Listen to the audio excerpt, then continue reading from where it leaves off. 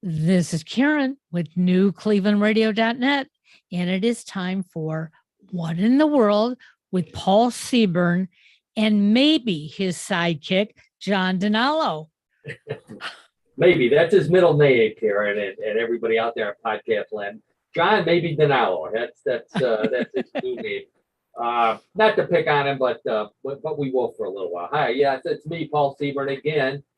Your host at What in the World, everybody's favorite weird news podcast. Weird news, sometimes strange, always funny. That's our motto. That's what you get every week here on Tuesday afternoon, which is, I guess, for those of you listening to us live, for a change, we are on a Tuesday at 3:30. So if you like to be the first in the know for the weird news of the world, that's the time to tune in to What in the World, and that would be on YouTube if I'm not mistaken, right, Karen? You got it. Okay, great.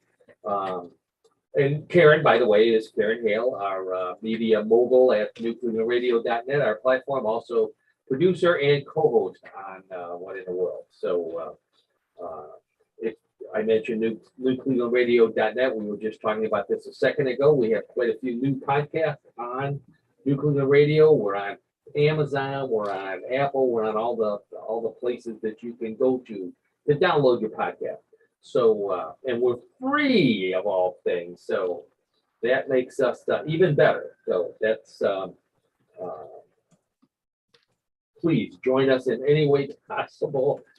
If you're listening to us in the future, hello. I hope everything's still okay 2 days from now. Oh, wow. It sounds like doomsday. Yeah, no, I'm not. We're not talking about that kind of news. That's not okay. Good. But for those of you concerned about John is having computer issues today. So he assured us just a few minutes ago that he will continue to work on his computer and hopefully join us later. If not, we'll see him next week as always. But there's nothing wrong with him. He said he's alive. He thinks he's alive and well, and his main problem is computers. So unless he's a robot, then with artificial intelligence, he's referring to his PC and not himself. Oh, he's joining us. Oh, he is. Oh, there we go. Now I can't pick on him anymore. Well, let's see. The before we get too excited about it, all I see is his name here. So it looks like audio. I don't hear John, are you there? Nope, haven't heard anything here. So we'll get started. Look who's there. He's right there. The face. But we can't hear him. No sound, John. No sound, John. Yeah. He keeps talking. All right, we can't hear him. That's right. John's talking away. Go ahead and stay with us if you want. We're going to head on into our first stories here. So what are we talking about this week on What in the World? Boy, we had, as always, I'm always amazed that we have we were able to top the strangeness from last week's show with another group of even more strange shows for this week. And I want to give everybody an update on the big Bigfoot story in Ohio. That would be the Bigfoot howls, which were recorded in Ohio just in this last month in July, 4th of July. There's been some updates on that, and we're going to try and listen to a little bit of the recording if we can. So that should be fun. My favorite monster, the Loch Ness Monster, I've got some new photos from Scotland of the alleged Loch Ness Monster. So we're going to take a look at those. For those of you who are tuning in on YouTube, that's where you can see the photo. I will describe them to you, and but later on, if you want to check them out, that's the place to go. Also follow us on YouTube. That's always a good thing to do. That helps us figure out how many people we have listening. Dutch shoes that have a unique kick, so to speak. This is going to be a fun one, Karen.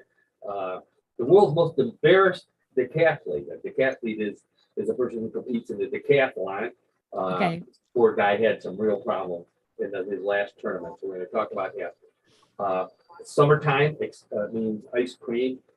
Japanese love ice cream. They like to spend a lot of money on us. We're going to talk about what may be the world's most expensive ice cream cone from Japan. Strange images coming from the James Webb Telescope. Wait till you see these. These are just the weirdest thing. More odd news and trivia, some strange sports. We've got John here. He seems to be in and out without some sound. So if he's here, we may dip into some sports. If not, we'll talk about something else. So, and then of course we'll play everybody's favorite weird news game, Bluff the Co-host. So let's get right to it. Yeah, he'll have sound by Bluff the co-host because he wants to make me look bad again. Oh, of course. I hear that's him. true, Karen. Oh, there we go. I hear some sound. Hey, John. Hey, Paul. Hey, Karen. I don't think that's true, Karen. I don't think that's true what you just said. Oh, okay. Yeah. All right. All right. Well, All right. I guess we're back in the picture here. Good. Yes, all right. you are. Okay, good. Bigfoot, All right. Excellent. Good. Bigfoot is thrilled to see that you're here, John. So, My friend Bigfoot. I have an affinity with him. You know, it's like we're going to get to the Bigfoot update in a second because I know John missed the big Bigfoot story last week, so I've got an update. So, John, I'm glad you're here. We'll talk about that. First, I want to talk about the Loch Ness Monster, my favorite monster, the most capitalistic monster in the world. He does more for the economy in Scotland than any monster in the United States does. So we've got actual photos of the Loch Ness Monster. Potentially the best picture I have ever seen of the Loch Ness Monster. And I'm just going to put it right up here so you can take a look at it. So there you go. This is a close-up of the Loch Ness Monster on the shore of Loch Ness this past week. So why don't you guys take a look at that? You know, you can see the sort of a hump, the long neck, the head with the pointed nose. Looks like your typical Loch Ness Monster picture, does it not? It looks like a llama. No, it doesn't look Yes, like it does. No, it doesn't. That's the Loch Ness Monster. Wait, let's do a comparison here, Karen. Okay. And John and everybody out there. Here's this is the famous Loch Ness Monster picture from the 1930s. The one that Okay. everything rolling. So take a look at that. That looks quite a bit like this one back here. Yeah. Okay, back and forth, back and I sound like the eye doctor. Better or worse? So that picture was taken just last week from the shore of Loch Ness. Now I've got the people who took it moved back so that they could get a better view of the monster. And when they moved back, this is what they saw. Now, this certainly looks like a monster with legs rather than flippers, does it not, Karen and John? Yeah, that's Oh, why I yeah, said it for looks sure. like a llama. It's not a llama. It's not. It's the Loch Ness Monster, but it has legs instead of flippers. That's all. Okay. Karen still thinks it does. John, what do you think? Does that look like a llama to you?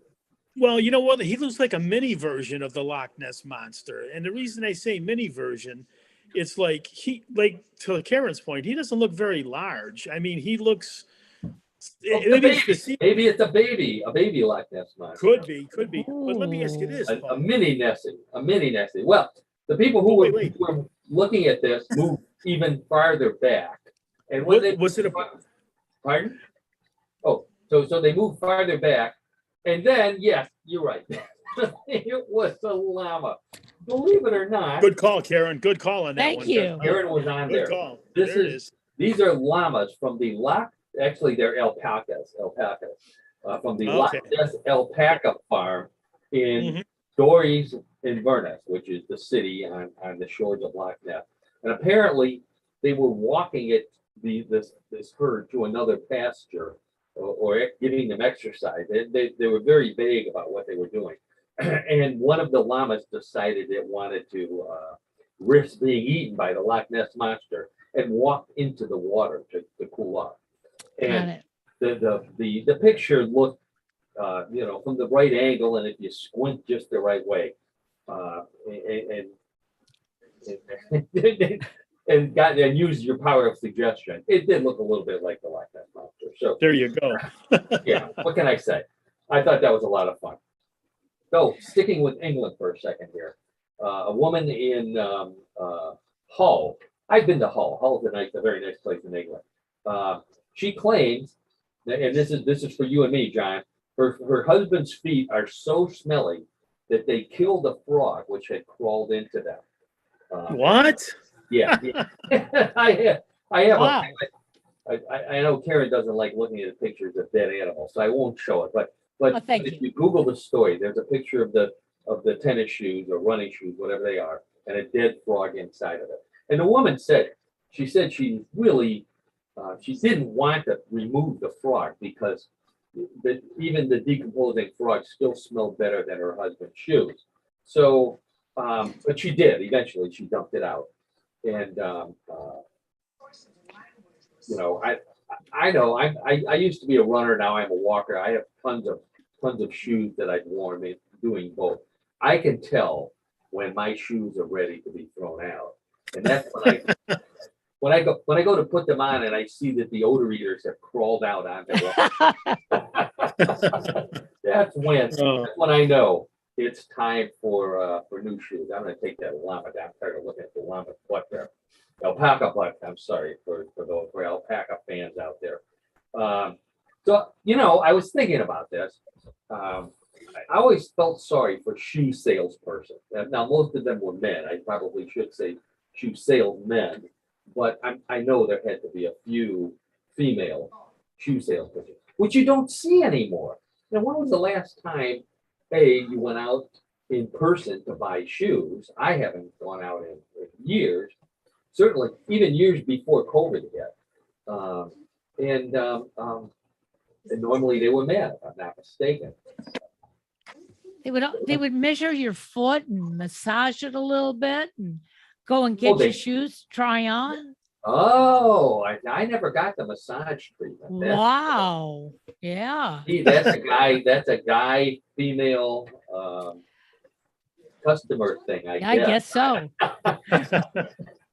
But I always felt sorry for those guys anyway.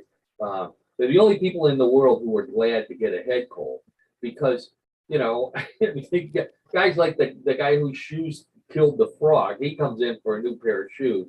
I would be thrilled if my nose was stuffed up for something like that. Now, John, our trivia guy, since you're back this week, who is the world's most famous shoe salesperson? Now, and I'll say from the world of television sitcoms. Oh, that's a good question. And, I'll tell you what, I'll give you a hint. I'll give you a hint. His first name is Al. Oh, Al Bundy. Al Yay! Bundy, Married with Children. There you go. One of the most famous salespeople. So, anyway, sticking with the shoes for a minute here as our theme. This one comes from Holland.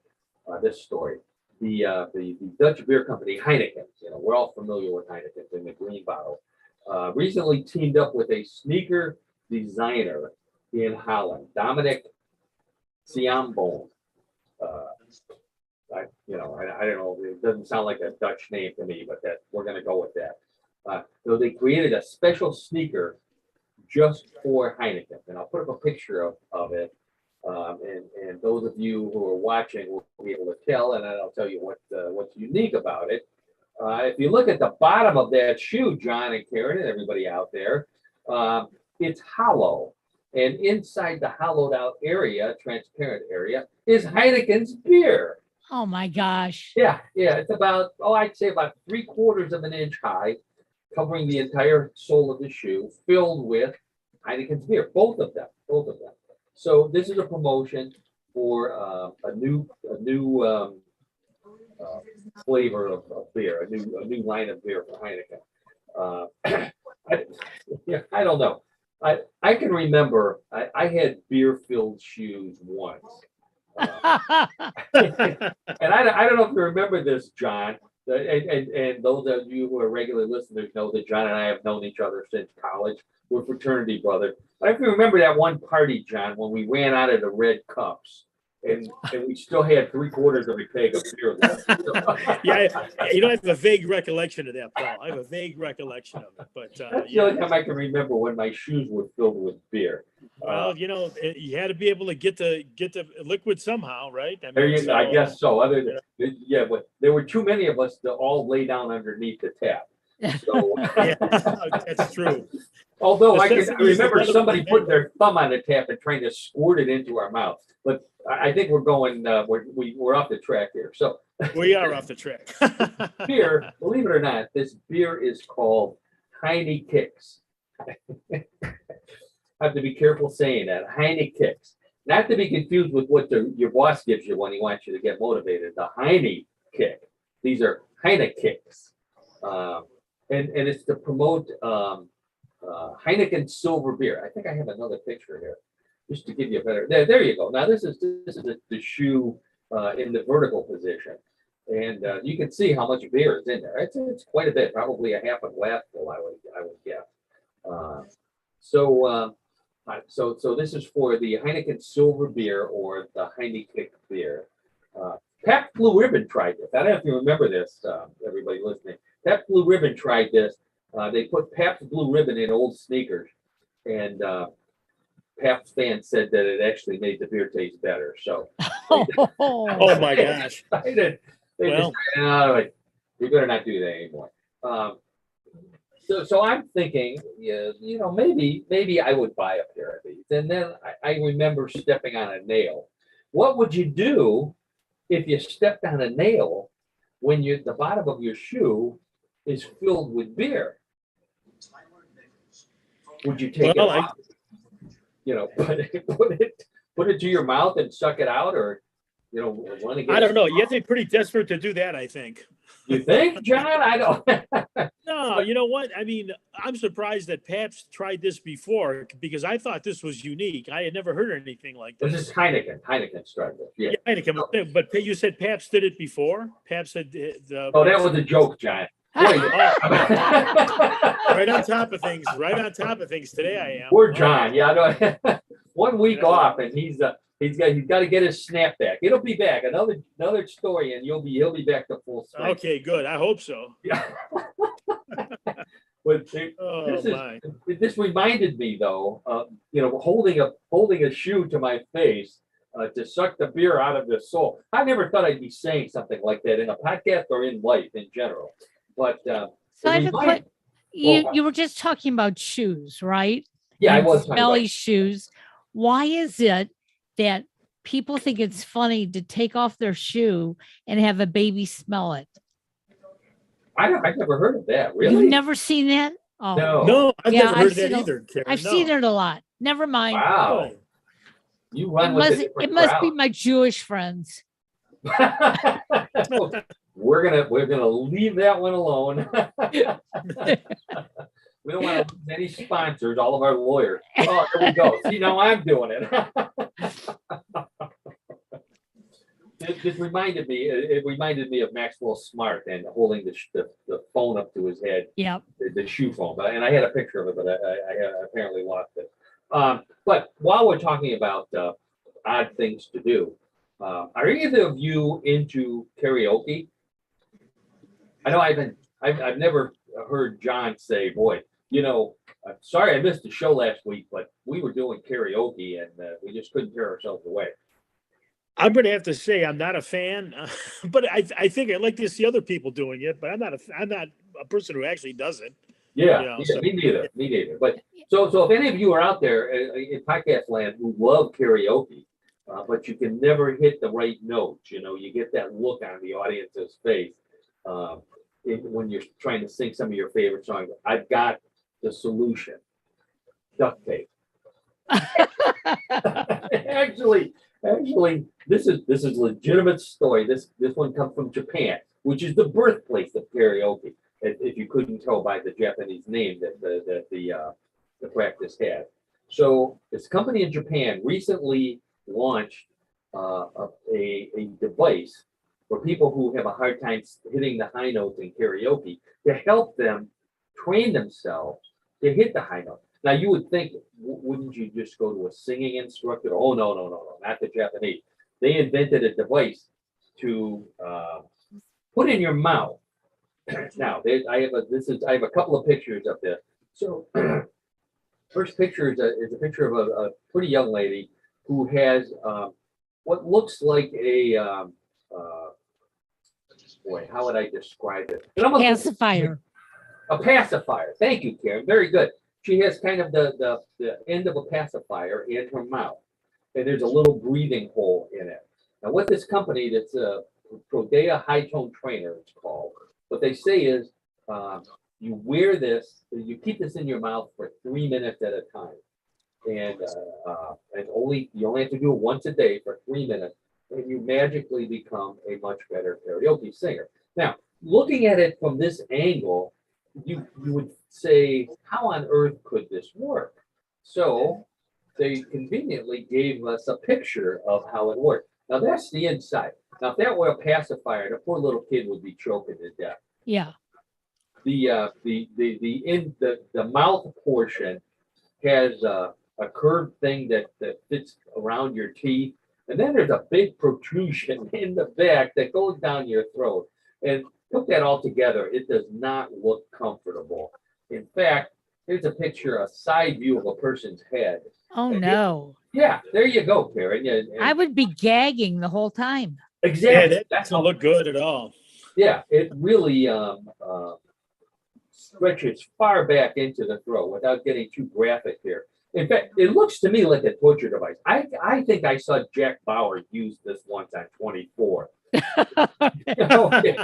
Get some Russian to give up their secrets before he a threw 'em up torture over the- device. Yeah, right. Yeah. It would always happen. He'd be torturing the Russian, and this would I can already see the scene. He's got this thing down the Russian's throat, this thing that's going to help him sing better karaoke, and the Russian doesn't give him any secrets, but he starts singing back in the USSR. And Jack Bauer said, "Wow, that's a pretty good one. I'm going to get one of these myself." Yeah. So obviously, that's karaoke singing is not a contest, not an activity that either one of us would get into. Here's a contest. Our next story that John and I certainly do not qualify for. This contest comes from Wisconsin, and from Wausau, Wisconsin. I'll wait and put up a picture here. So the competitor is a senior at Wausau West High School. If I wanted to mention the city name, his name is Caden Kershaw. So Caden Kershaw is competing. In fact, he's in the top 10 in the United States for the title of best mullet in the USA. This is the USA Mullet Championship. Here's a picture of Caden here. So you can see this gentleman has quite a bit of hair on the middle of the top of his head and stretching down the back. Far more than I think John and I have even grown in our That's a safe statement, Paul. There you go. That's right. So he's competing for best looking mullet, which, if I'm not mistaken, that is also probably the best oxymoron I've heard this year so far. Best looking mullet. And he said it began as a joke 3 years ago, but he's kept it up. And now he's hoping that he'll be named the best mullet in the United States and win $1,000 and a pair of Pit Viper sunglasses, which I'm sure. Wow. Yeah. I don't know how much those are, but I'm guessing he's more interested in the Pit Viper sunglasses than he is in $1,000. But that's what he said. It started out as a joke. How many things in life start out as a joke? Have you ever thought about that? Yeah, I started out as a joke. That was a song. I started a joke. That's right. I don't remember who did that song. I should have looked that one up. John, do you remember who sang that song? Wait a minute. Did the Bee Gees do that song? I started a joke. I think It did the started Bee the Gees whole do world that? laughing. Yeah, I thought it was the Bee Gees saying that. Well, it sounds like that. You might be right. It might be the Bee Gees. Yeah. So, but I was thinking about that. So many. John, you win. Oh, was it right? Look, Yeah, John, good. congratulations. Yep. Some of the Okay. things start out as a joke. The next thing you know, everybody believes a Bigfoot. Which is my segue into our Bigfoot segment, just for John this week. So, if you remember last week on our show, we talked about a lady in Loudonville, Ohio. Her name is Sharon, I believe, Forensic, and Suzanne Forensic.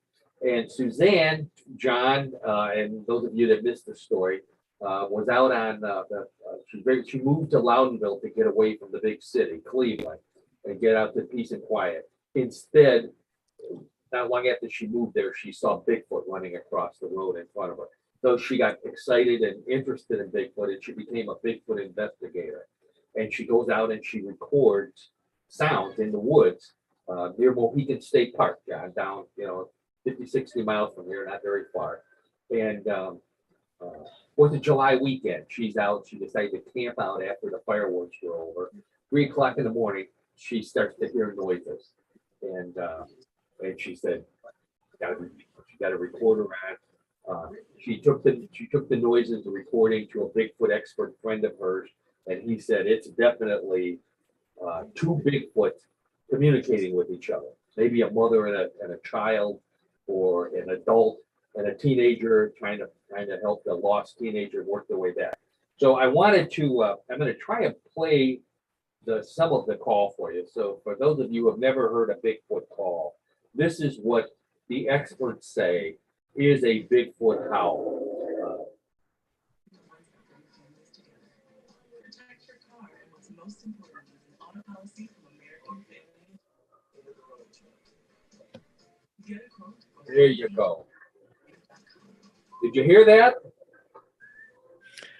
I heard it a bit. I heard a bit of it. Okay. It's like the fuzzy pictures.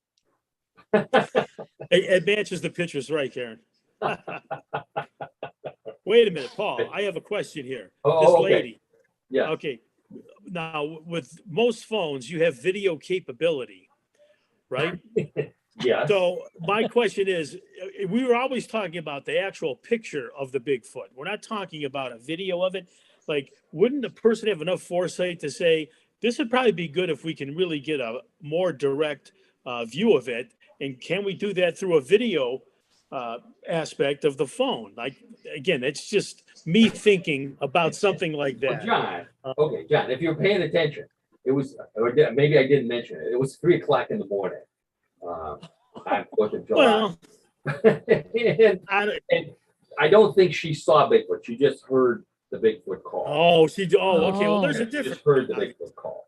Sure.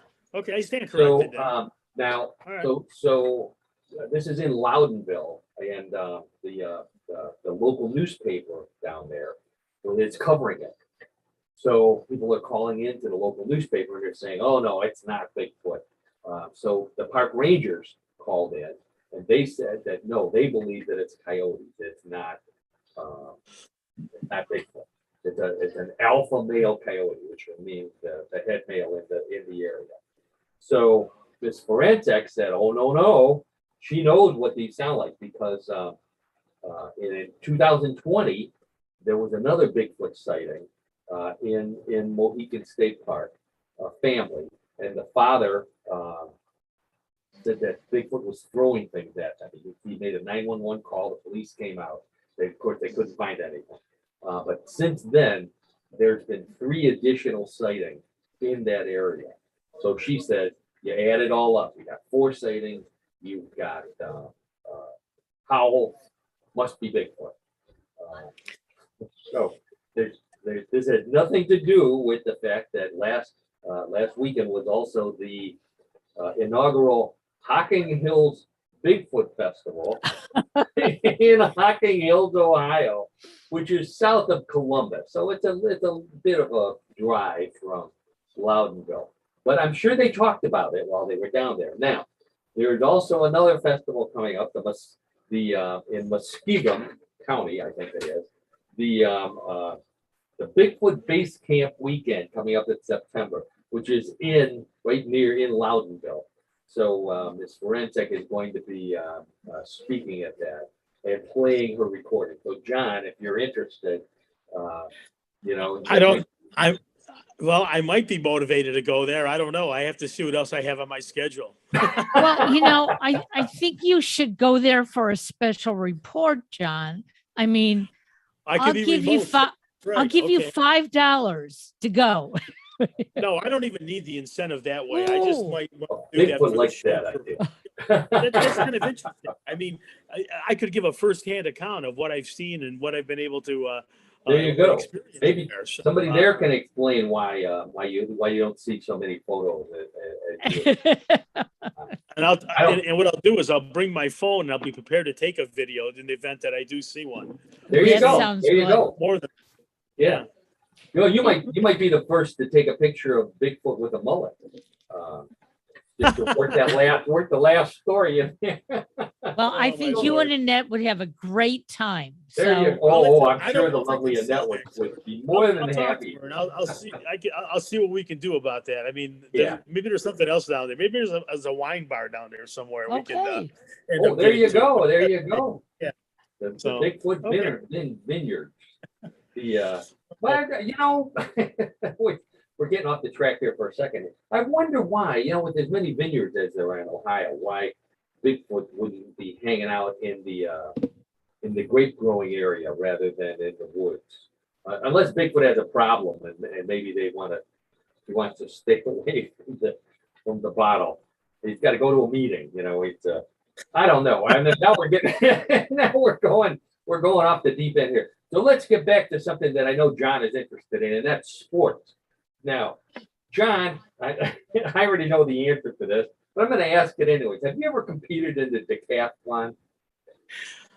No, you're safe to say, or it's safe to think that I never did, but no, never did, and I won't think I'll ever be able to do that. Have you ever competed in any single event of the decathlon?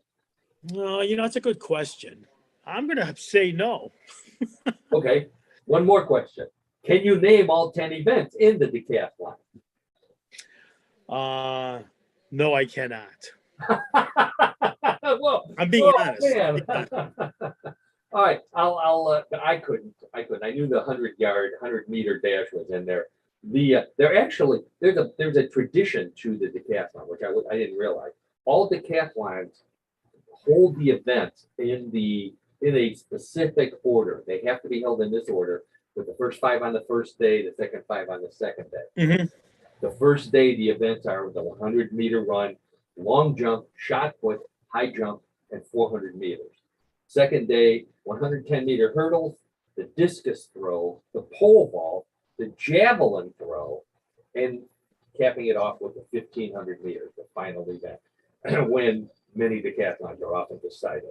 So this particular story has to do with a decathlete who was competing at the World Athletics U20 Championships in Colombia this past weekend.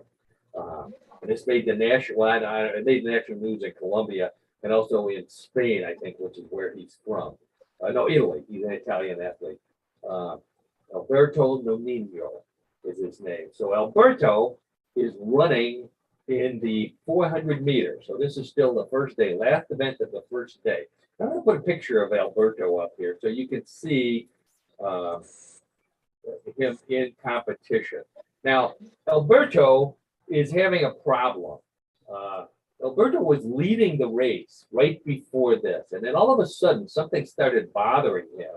And before you knew it, Alberto finished last with a very bad time in the 400 meters. Now, why, you might ask? Now, John, can you pick out Alberto from this? No, one I can't. I mean, it's a process of elimination. I mean, they got a 1 in 3, 4. I get 1 in 6 chance, but 1 in 6 chance. Yes, right. Yes, Yeah. right. So no, he's having a problem. I will explain it delicately. The problem that he was having in decathlete terms. So in decathlete terms, his pole kept vaulting out of his pants. Poor guy. Well, I think is Yeah. he the person in the blue? Yeah. He's the guy in the blue in the middle, and he's pulling his pants down because he was being exposed as he ran down the track, and he didn't want to be exposed. more than he wanted to win. So he did the modest thing, and he kept running while covering himself up, and eventually lost that particular race. I don't know how he finished in the overall total, but Was it the first time he was wearing the shorts? well, no, hold that thought, Karen. Okay. Because he was saying that the press picked it up immediately, and what the press said is that he was running without underpants, and I'm using that. That's a direct quote, that he was running without underpants. Now, I've worn these kinds of outfits when I've gone out to run. They have built-in devices inside the pants so that you don't fall out. Back in the old days, you wore something called a jock strap, but apparently that wasn't the case here. So he was running in something that allowed him to be free as a bird. Got it. Okay. Caused a problem for him. So I believe running without underpants is illegal in some southern states. But if you're interested in seeing it, you can see it on OnlyFans, but you have to pay to see it. Okay. So there is I'll a skip video. it. By the way, there is a if you Google it, there's a video of the poor guy, and they do blur it out. So, by the way, if you're not looking at the photo here on while listening to What in the World, no one can see what his pole vaulting out of his shorts. So, anyway, so I've got another world record here for you. This Karen, this one is for you. I thought of you as soon as I saw this one, and I said, I know we have to talk about this on What in the World. So this lady, her name is Elaine Davidson. She lives in Edinburgh, Scotland. She is the world's most pierced person. Now, she has, I'm going to tell you where she has piercings. She has her entire, every part of her body is pierced, including her forehead, chin, breast, hands, and pubic area. And I'm going to quote, both internal and external. Oh. So we have a very discreet photo of Miss Elaine here. Oh my God. There you go. So that's just from the neck up. And for those of you who can't see the photo, you can pretty much not see anything on her face other than her wide open eyes. Would that be a fair statement? Yes. Yeah, it would Absolutely. be. Oh my gosh. She basically bedazzled her face. And the record, did I mention the record? She has 11,003 piercings on her body. And she's still looking for places that are exposed that she can add piercings to. But why? Because That's such an obvious question, Karen. Yeah. Oh. She likes to do it. I think I have another picture here for you. Now, Oh my God. This must have been before she had some of those other bedazzled things on her face. So that's as much as we're going to show. She said, now, referring back to our last story, she's not a runner. Although she'd like to, but she says she tried it once and all of the noise woke up her neighbors, all the dangling. And so now, does she ever take any of those metal objects out of where they're good on her question, body? John. That's right. She likes to switch them around. So she had, not only does she have 11,000 piercings, but she has more than 11,000 nose rings and earrings and whatever the other body part rings are called. And she likes to change them out. But not only that, now, you would think that this would be enough to make her the most unusual person you've ever heard of. But no, not only does she hold the world record for most piercing, she also sleeps on a bed of nails, walks on fire, and likes to lay on broken glass. Now, Okay. all I can think of is that the piercings must hurt, and laying on a bed of nails and on broken glass makes her feel better. I think she ought to get a pair of those shoes with the beer in them and start drinking. That would help. and that'll take the pain away. Wait. That'll take the pain away, I guess. But wait, there's more, John. To top it all off, she actually has a black belt in judo. Now, she's been doing this since 1979, the piercing. So, and I think she got the black belt after she started the piercing. So all I can think of is that she just stands there and waits until her opponent starts slapping and doing all the stuff they do in judo until the opponent gets tangled up in all of her pierced rings and ears and stuff. And then she can take over and wins the judo match and gets her black belt. So Wow. that's my story. And I'm A thinking, very unusual person, to say the Yeah. least. you better believe it. Yeah. So I will. We're going to move on to the ice cream story because I know Karen doesn't want to look at this lady No, anymore. no more. No. So this comes from Japan. We always get weird food stories from Japan. This one, the world's most expensive ice cream, and I'll bring it up right here. Most expensive ice cream cone, soft serve ice cream cone. So that's the kind in the very tasteless, paper tasting cone but the soft serve ice cream swirls up to a point. So we're looking at the ice cream right here. This comes from the Jukokuto Rest House in Japan, in Tanami Town, Japan. That particular cone right there, one cone sells of regular ice cream, plain old vanilla, for $26. That's 3,500 yen. Yen? Yeah, I think it is. Yeah, $26. Reason why it costs so much is because that foil that's wrapped around it. There's two pieces of foil. One piece of foil is edible gold, which is pretty expensive, but the other foil is edible platinum. And edible platinum, I think, is like 4 times as expensive as edible gold. So this is wrapped in a slice of each one of them, which brings a single cone to $26. And believe it or not, people do eat this, order it and eat it. There's a lady who has just took a big bite out of it and has a little bit of gold on her lips there. I guess she's savoring it. I don't know.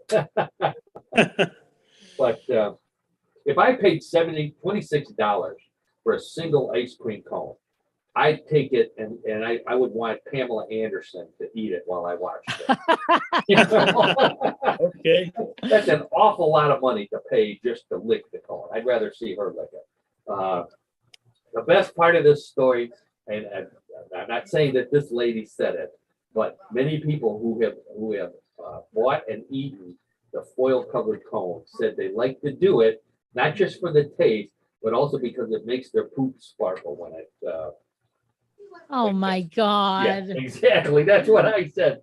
And then I thought, okay, $26, it'd be worth it to see the look on my doctor's face at my next colonoscopy.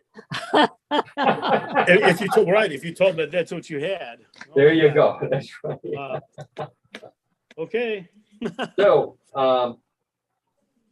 one more. I want to talk about the James Webb Space Telescope here. So, and this is another. Well, I don't want to give it away here. So, James Webb Telescope is sending back just fabulous photos of galaxies far, far away, as they say in Star Wars. So, a senior French scientist who claims he's been using the telescope tweeted one of the pictures that he took this week, and there's a picture. So he said this is a very remote galaxy, far, far away. He didn't have a name for it. He wasn't sure what galaxy it was, but he put it on his Twitter feed and told people that this was a galaxy. And he got so many questions that he had to fess up that this photo is not of a galaxy. It's a photo of a piece of sausage, chorizo sausage, a slice of chorizo. Oh my gosh. Yeah. Wow. Yeah. Once you're told what it is, then you see it really does look. Then you can recognize it. You're right. Yeah. Oh, the people at MIT, you would think they'd be mad, and they were, but not for the reason that you would think. Before, when this picture first came up, they were getting all kind of people signing up to be astronomy majors because they wanted to find stuff like this, and then they found out that it's a piece of sausage. So they were all upset.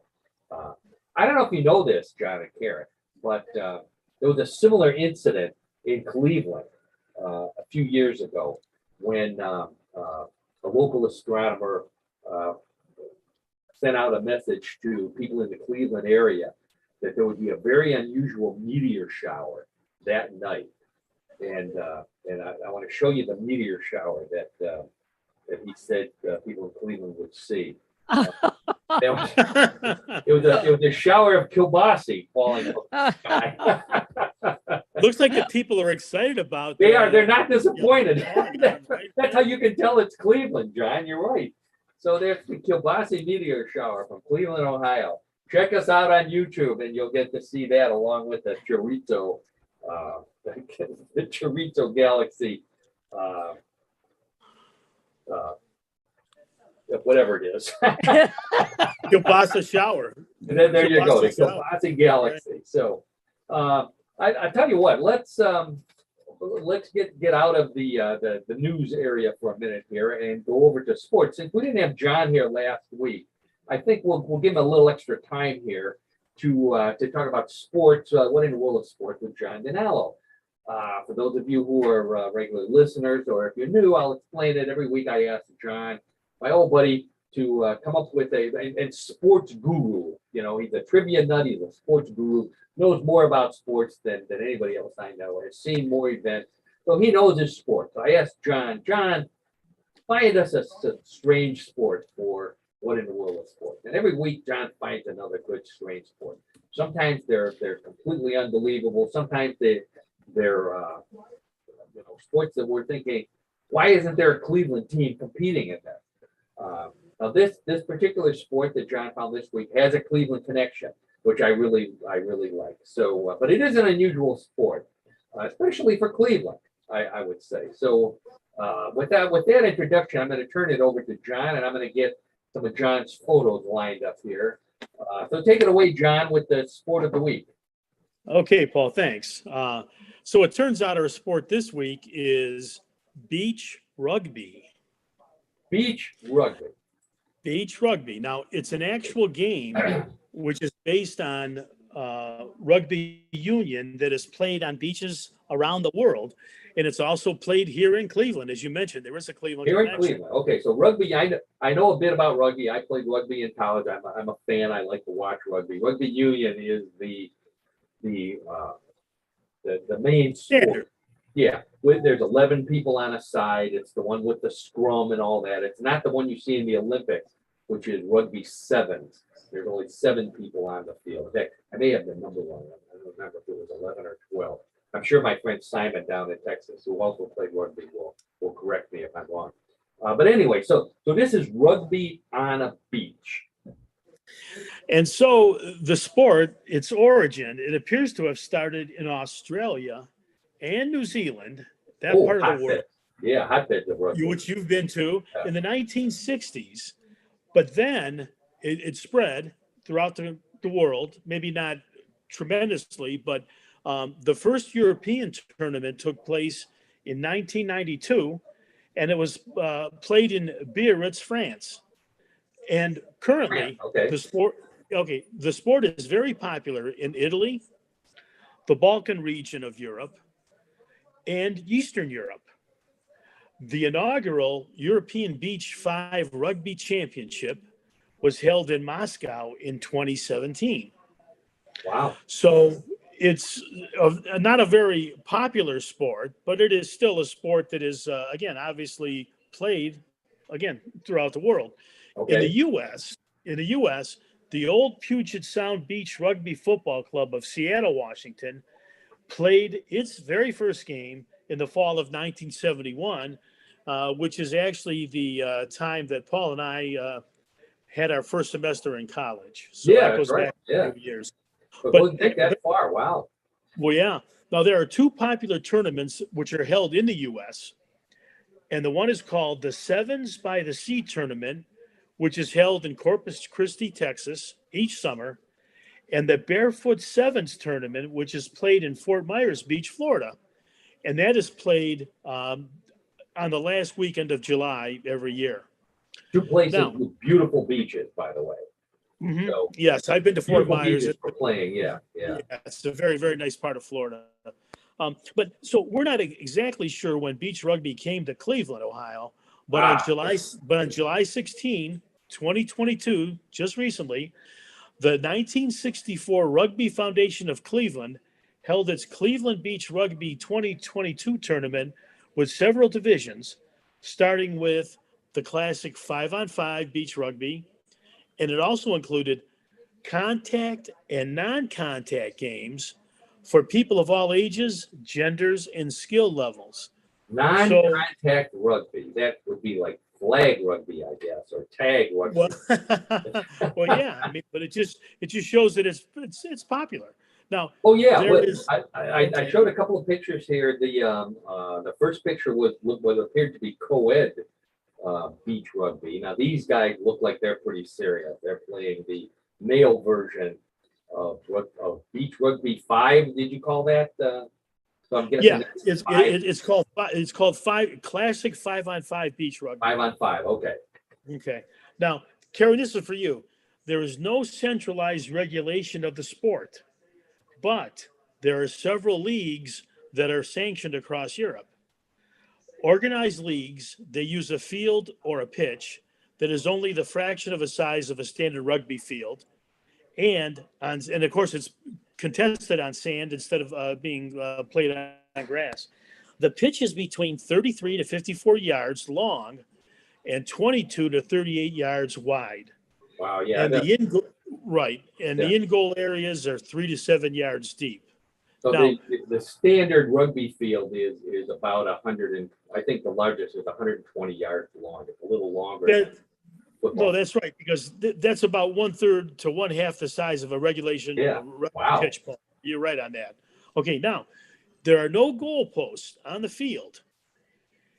Except for Well, these. again, This is yeah. They don't follow the rules on this particular. they don't follow that. They don't follow that rule. and Sorry the about lines. that, John.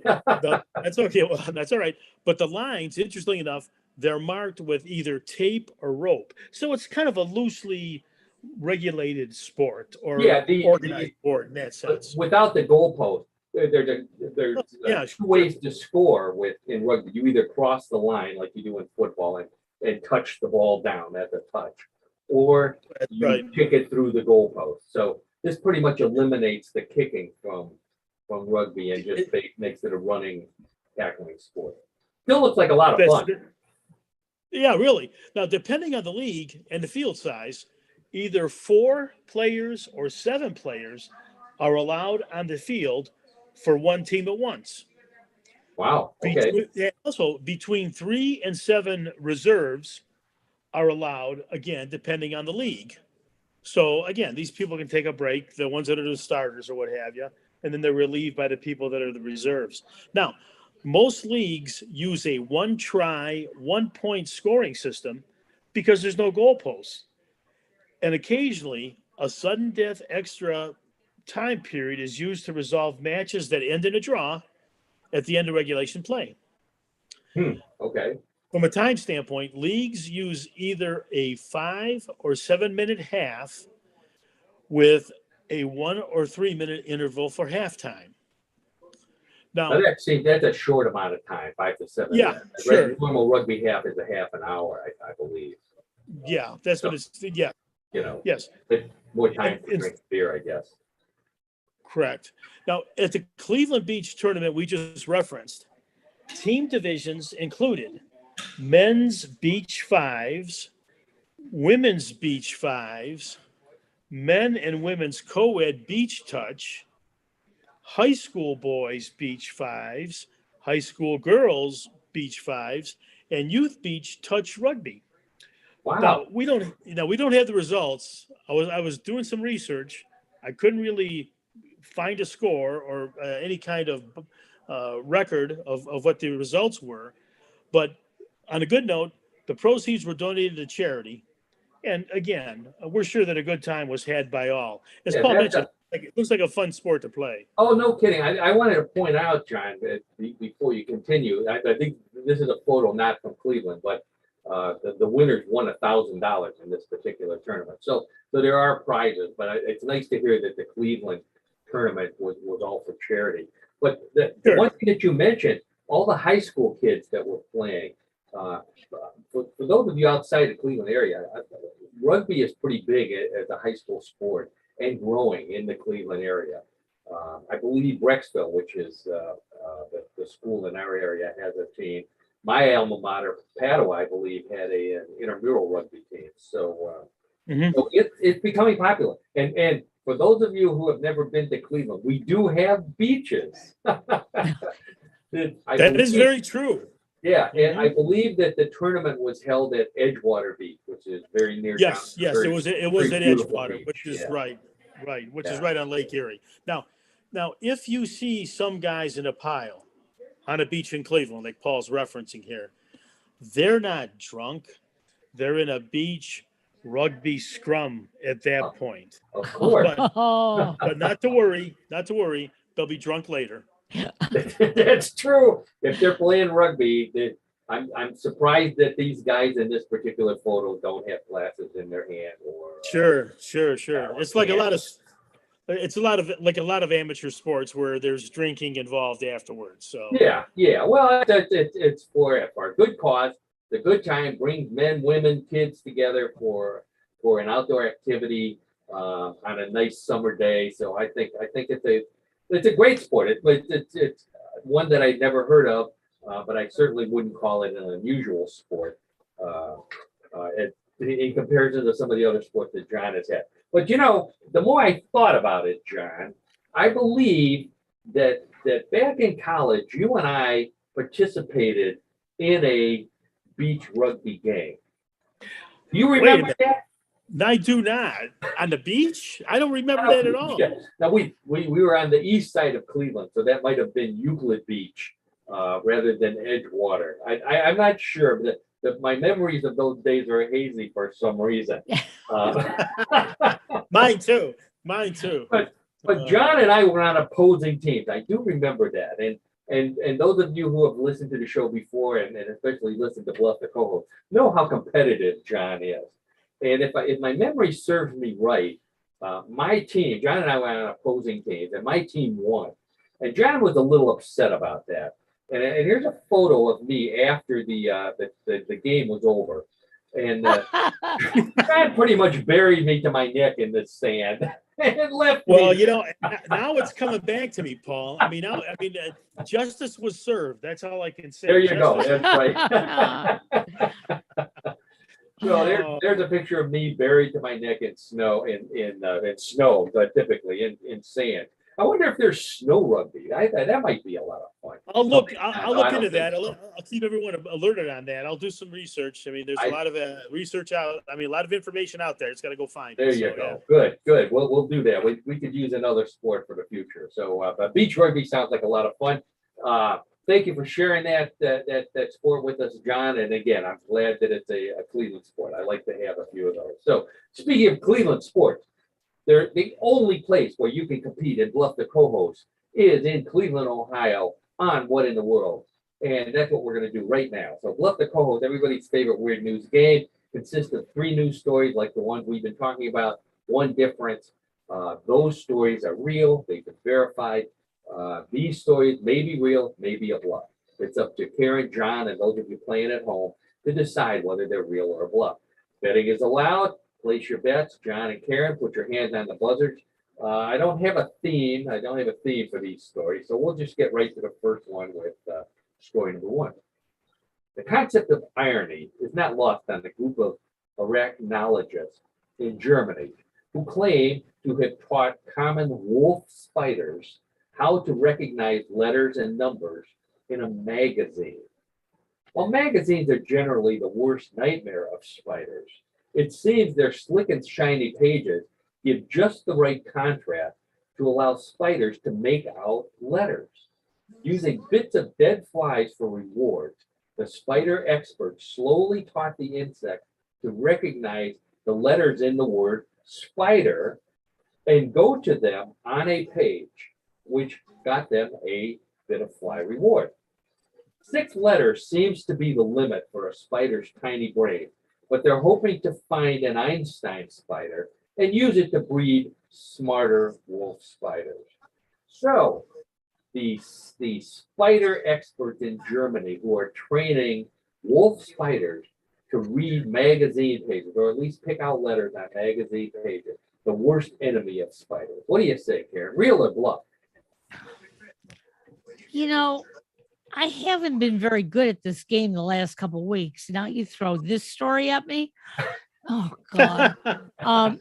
No, the, no, the spiders can't read. Sorry. Not even the smart ones. N- They have a There's no lot of such thing as eyes. a smart spider. They have a lot of eyes. Okay, so Karen says it's a bluff. John, how about you? What do you say? Yeah, I gotta say it's a bluff. I mean, like how large is a spider's brain?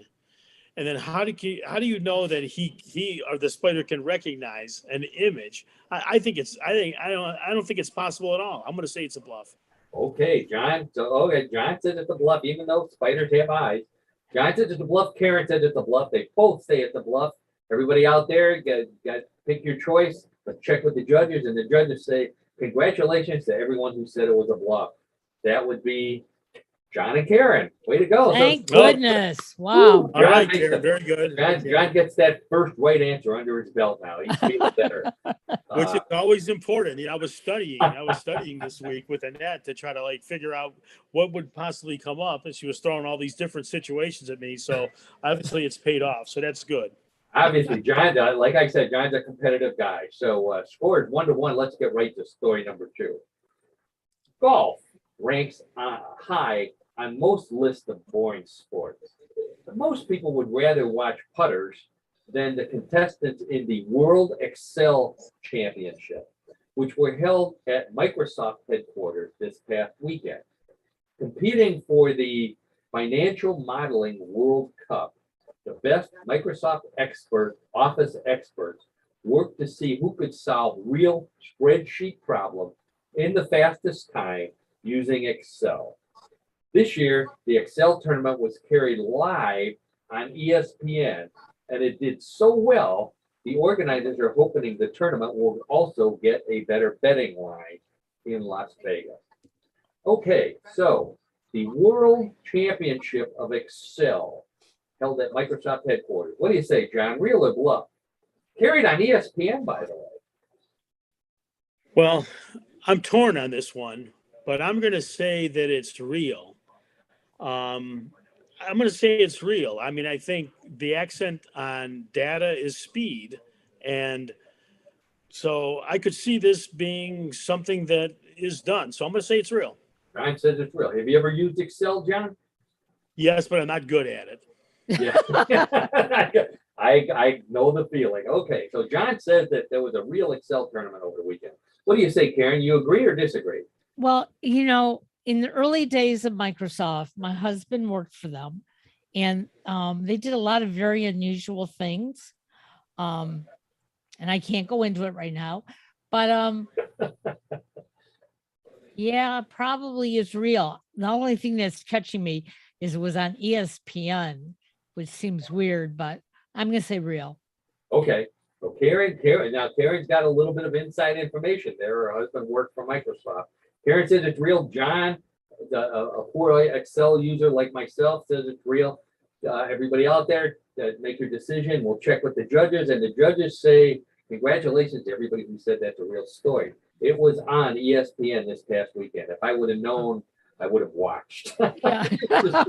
People do Excel much Anything's faster than- possible. I guess Yeah, in the that's right. category of anything's possible, Paul. There you go. Right. Well, and, tell you what else is possible. The score is tied 2-2. That doesn't happen very often. Two questions and two stories and 2 correct answers from both John and Karen. So let's see what's going to happen next. Okay, Points let's are see. doubled in round 3. So anything can happen. Let's see. Let's get right to it. Story number 3. There are some jobs that go hand in hand with being a good parent, like changing diapers. There are other jobs that go hand in foot with being a good parent, like playing this little piggy. Unfortunately, the game has become a lost art among Generation Z parents who either don't like touching young feet or can't remember the words to it.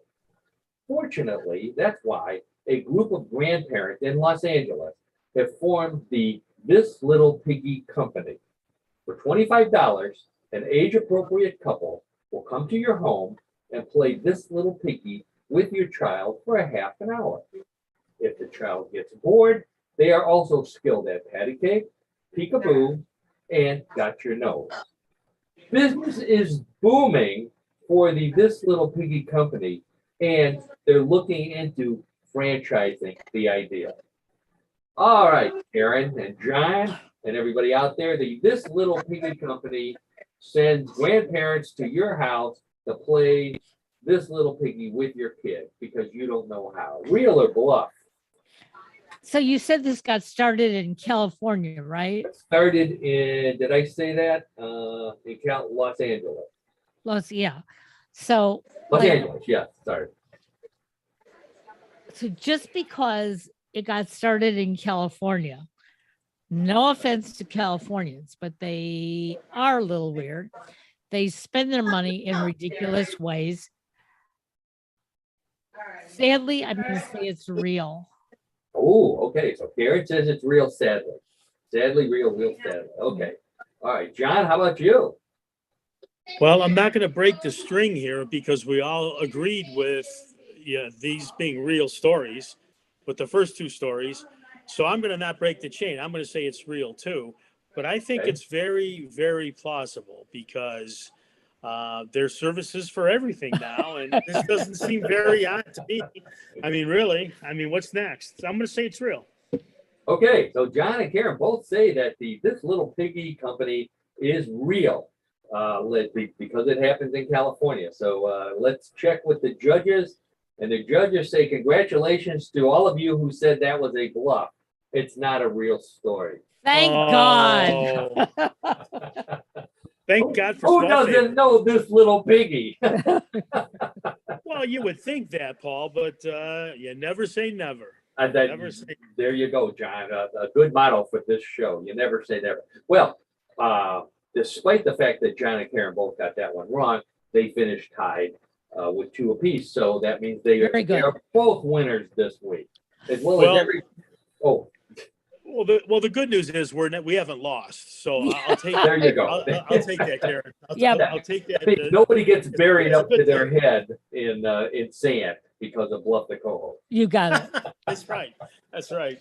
Oh my. Okay, well, everybody's Okay. celebrating here, so let's celebrate the fact that we have reached the end of our show. Although some of you may be disappointed that we've reached the end of the show, but we'll be back next week with another edition of What in the World. I want to thank Karen Hale, our co-host and media mogul at newclevelandradio.net. Thanks for everything you do for us and all the podcasts on newclevelandradio.net. Go there, find out how to download What in the World, and then also take a listen to all of the other great podcasts Karen has. And then I want to thank my old friend John DiNallo. Welcome back, John. People were concerned about you, so we want to make sure everybody knows you're hale and hearty, or Laurel and Hardy, I forget which. It's a good play on words, Paul. No, I'm back, and it was good to participate again, and looking forward to doing the show next week. Great. Hopefully we'll Wonderful. have more Bigfoot stories for you next week. And as always, thank you to everybody out there in podcast land for listening to What in the World. Karen was bringing us up to date before the show, and we're picking up listeners every week. So we really, really appreciate not only you listening, but telling your friends and moving us up the list of podcast in the podcast world. So we can introduce more people to the strange and fun stories of What in the World. And on that note, I want to thank everybody once again and let everybody know to have a great week, have a great weekend. We will be back next Tuesday. We will all be back.